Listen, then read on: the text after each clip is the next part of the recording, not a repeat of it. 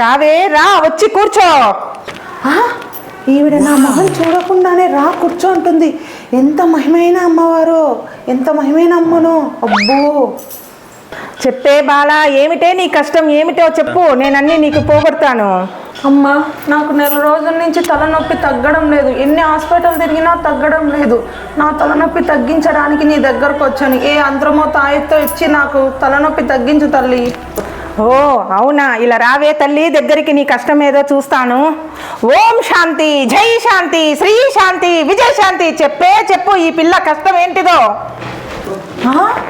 ఇన్ని శాంతులు ఎవరు తల్లి నాకు తెలియదు. ఓన్లీ విజయశాంతి మాత్రమే తెలుసు, ఆమె సినిమా హీరోయిన్ కాబట్టి. అవన్నీ నీకెందుకే, నువ్వు వచ్చిన కష్టం గురించి చెప్పు, అది ఒక్కటి చెప్తే నేను చేస్తాను. నీకు ఈ శాంతుల గురించి అంత ఎలా? సరే తల్లి, సరే సరే. ఓం భీం భుష్. ముందు ఈడ బొమ్మ పడిందమ్మా, ముందు నువ్వు టీవీలు ఫోన్లు చూడడం తగ్గి, అప్పుడే నీకు ఈ తలకాయ నొప్పి, కళ్ళు తిరగడాలు అన్నీ తగ్గుతాయి.